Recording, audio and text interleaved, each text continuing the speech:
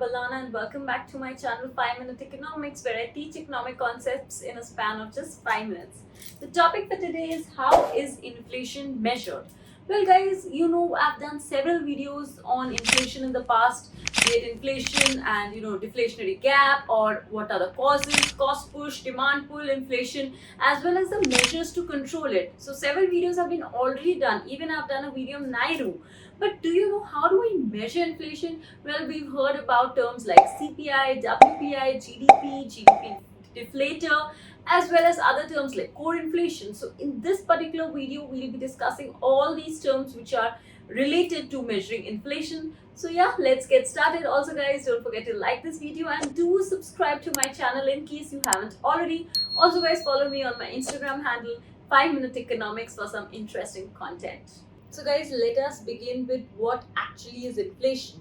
I'll just briefly explain you what inflation is. It is the sustained rise in the price and fall in the purchasing power of money over a period of time. So the prices are rising, that is basically calling inflation, or you can also call it the purchasing power of money is falling during inflation. I'll explain in a while why so.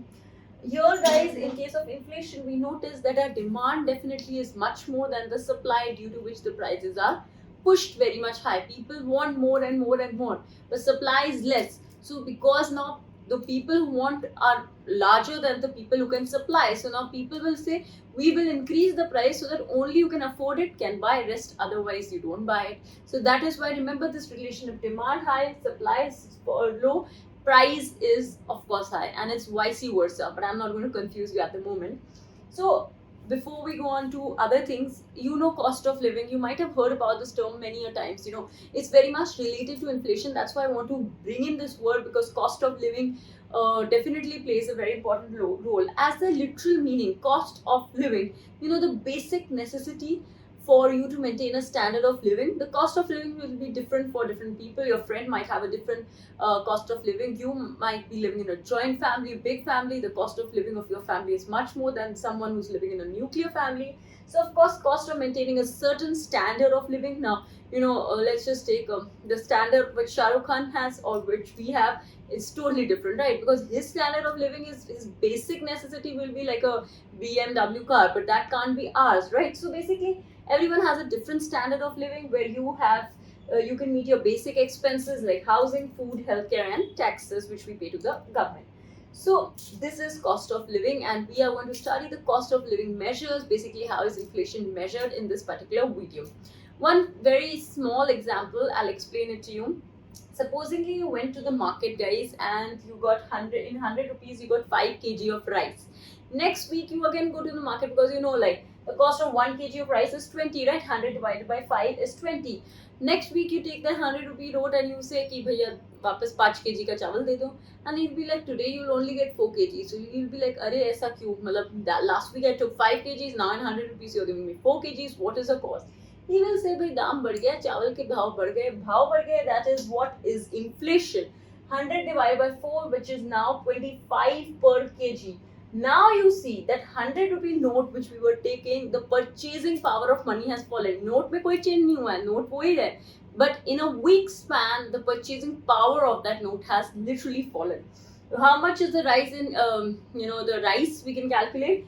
5 is the change, yeah, 5 minus 20 is 5 is the change, upon 20 into 100, we get 25%, which is a huge hike in the price of rice. 25% hike is some hike. So that is actually what is inflation. It definitely makes the life of a common man tough.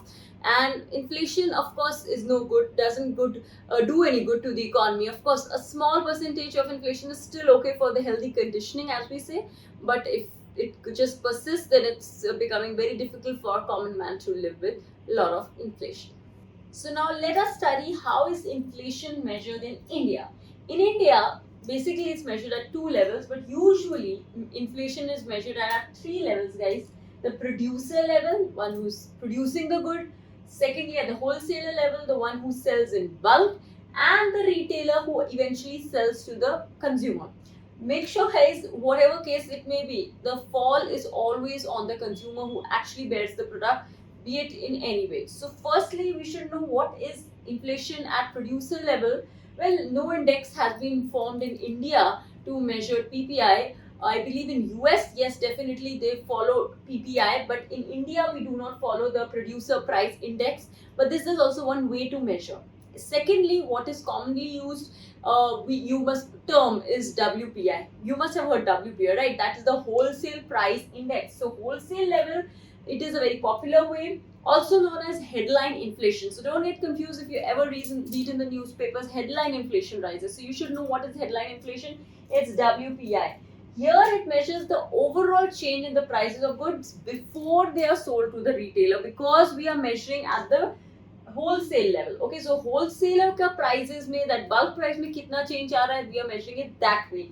And before 2014 it was very much popularly used in India, but after 2014 the RBI, then RBI Governor Mr. Raghuram Rajan, he switched more to CPI, which we'll be studying now. So moving ahead to the very famous form of inflation, which is inflation at retail level, also known as inflation at the consumer level, and hence we call it the CPI, Consumer Price Index, is used to measure inflation at such a level. Here, which is inflation experienced at retail level, retail shops. Of course, cost of living rises because of this. Now you know what is cost of living. I've already explained it to you guys. In India, of course, this is popularly used. As I told you, before 2014, we used to depend much more on WPI, but now CPI is the main hero. CPI is actually divided into like 4 parts. So it has CPI for industrial workers, CPI for agricultural labor, CPI for rural laborers, as well as CPI for urban non-manual employees. So these are the 4 types of indexes, how they've subdivided these indexes.